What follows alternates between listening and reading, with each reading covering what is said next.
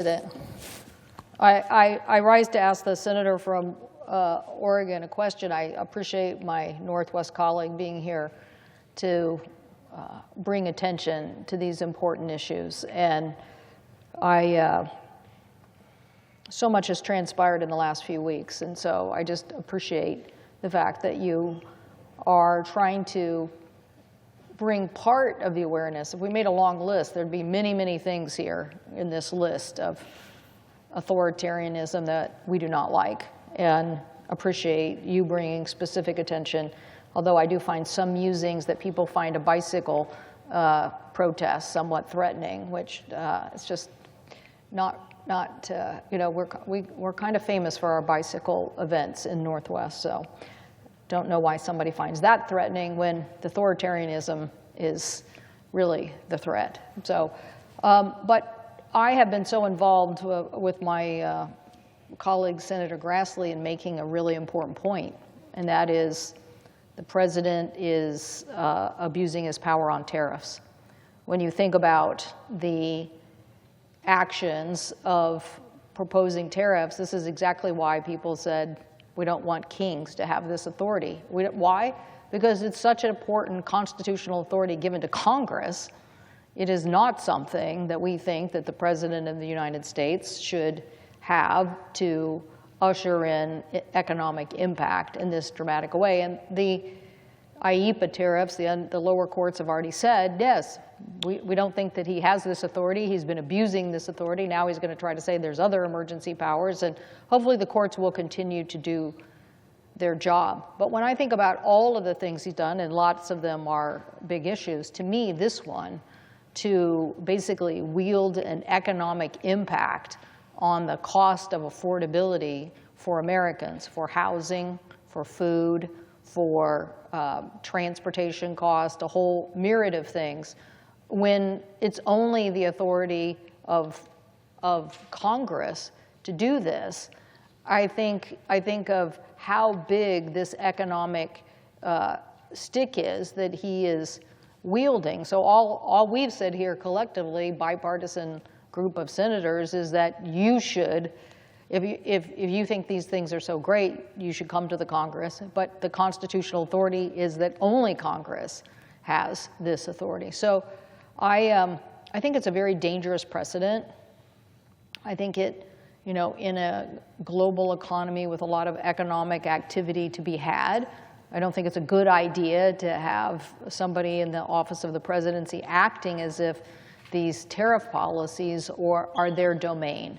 And clearly, the cost of this on goods and services, particularly those that are really, really hurting us, like I said, affordable housing and things of that nature, are really the impacts. And I don't know to what degree, sorry to say I didn't stay up with you and watch all night, so I don't know what degree you covered tariffs, but I don't know what you think about this particular point in this debate of yours about the authoritarian power and how much is being abused on tariffs.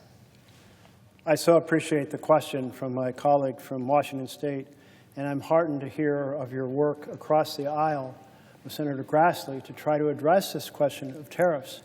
You know, the very first bill ever considered by the U.S. Senate was a tariff bill. So you can imagine our 13 colonies, they got their 26 senators, they're gathered in a fairly small space, and they're going, no, I want for a jug of the tariff on a jug of molasses to be this, and on sugar to be that, and so on and so forth. And over the course of 3 weeks, they reached agreement on a couple hundred products. And the one person who kept notes through this whole thing, a daily diary, got frustrated by, oh, well, now we're going back to the same product we considered 3 days earlier. But in 3 weeks, they considered a whole lot. But the point is, it was Congress that was deciding the tariffs. This was an inherent power to the president. And there is no law that has delegated power to the president to do a tariff. Tariffs are done by law. That means they are a bill that occurs here, and it is a bill that becomes the actual tariff when it's signed by a president. But the president, we've never delegated that power, and I'm not even sure if we tried to, if the court would say you could delegate it, because the court sometimes says you have responsibilities as Congress that you can't delegate. You cannot delegate the design of how much money goes to certain programs and whether or not they can be canceled. You cannot delegate that. And so here we are with this enormously destructive tariff policy. Now, count me in if there is a slight tariff on goods from very low wage, low environmental, low labor standards countries. Count me in to encourage a little more of the factories to be in the U.S. But for people to make investment decisions, put those factories in the U.S., you have to have a stable tariff regime. You can't have the tariffs up one side and down the next. And so no companies are making decisions about building factories right now. They may say, well, for a few months, because there's this big whopping tariff on Vietnam, maybe we should build a factory here, but wait, that tariff may change. And oh, it did change on Vietnam. And think about the chaos that comes in our foreign policy, because here's Vietnam, a country that we are trying to induce to be a significant manufacturing partner with us rather than products coming from China, and to be a force in the region to counterbalance China to somewhat, and we treat them in an arbitrary and capricious way. Well, there goes years and years and years, decades really, of rebuilding a relationship with them. Or Brazil, the president just says, I don't like the fact that their strong-arm former president is being put in prison for trying to overthrow their democracy. I mean, really? Okay, but you're going to put a tariff on them and 50% tariff? Or last week it was going to be 100% tariff on China after China said they were going to control their strategic minerals. It's chaos. And what I heard from small businesses yesterday, they said we've got two problems that are making Main Street into Pain Street. And the first is the tariffs. They are affecting either the inputs for our products or how we sell our products, or just the uncertainty that is causing people to buy less. And all of that's a problem. And they said the second problem is most of us buy our insurance on the exchange, and because of the not so beautiful, what I like to call the big ugly betrayal of a bill, the average cost of that's going to double across America. And this one owner said, I think I understood him to say he had 4 employees and he talked to 3 of them. They had each said, I'm not going to buy insurance. I looked it up on the exchange, the price has doubled or done something like that. I'm not doing it. I'm going to take the risk. And we know where that leads. That leads to people not going to the doctor when they need to go. It leads to small problems being big problems. It begins to big problems being treated in the emergency room, the most expensive place. So I do think the tariffs are absolutely, we need to reclaim that power here in Congress and being rationality and a theory behind it, a theory that will help make America more prosperous, but not this crazy fluctuating up and down that leaves everybody struggling to know what plant should they grow in their field, what product should they produce in their factory, should they produce more, should they warehouse them, or should they shut down? I mean, no one knows. Mr. President, if I could. The senator from Oregon, if he had time for another question on this point, you know that the Pacific Northwest is a big export economy. We have many ports.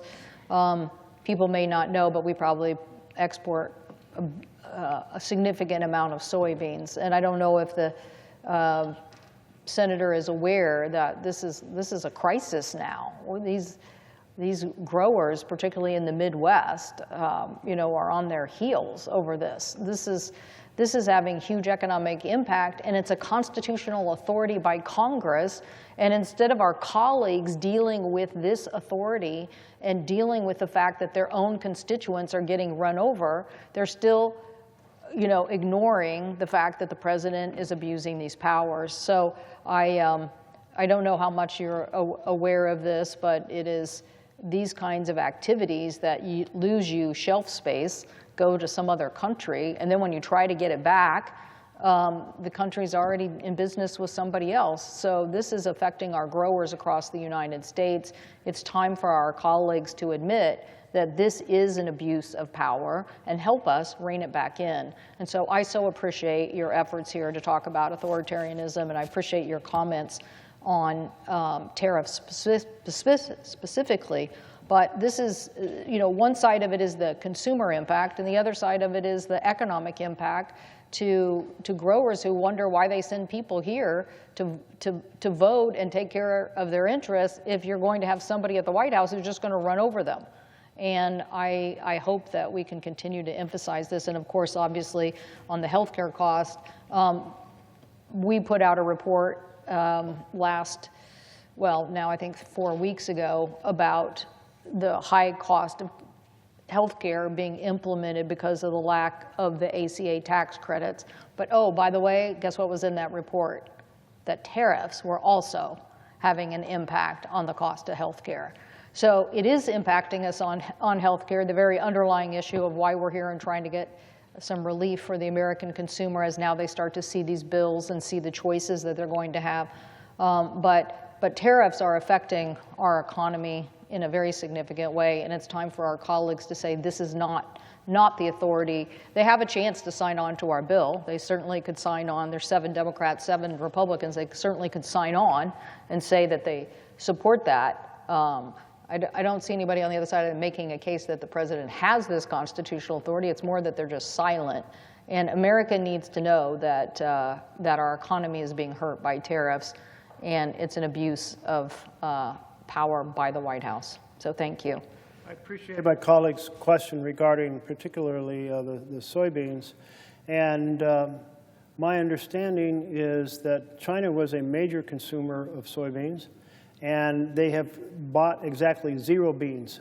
Massive, massive amount in the past. But now when you go from huge tonnage, ships and ships full of soybeans, and then you drop down to 0, wow, the overproduction of soybeans, how do I, price drops on them, what do I do, how do I store them, they're going to go bad, where else in the world can I find a market, can I get China back when all this fuss ends, and meanwhile, Brazil is stepping up in the soybean world to provide that supply, and once you lose that relationship and that trust, and the personal connections, it's very hard to get those customers back. So I understand the distress for our farmers. And just one example how the capricious tariffs, the massive fluctuations are so devastating. And you mentioned in your question that there is also the issue of how tariffs can affect health care. And I have heard that tariffs are being placed on a lot of the ingredients that come in, including from China, to make our medicines, and therefore that drives up the cost of drugs as a factor. That's at least one connection. I suspect there's others, maybe the cost of wheelchairs or medical devices, I'm sure more. So Washington is an extraordinary exporting state, coast on the Pacific Rim, as is Oregon. We're about the same size. We have kind of a friendly, competitive relationship between our 2 states, but we have the same issues. And it means that we often work together to try to solve those issues for our region of the country. And I thank so much for your leadership.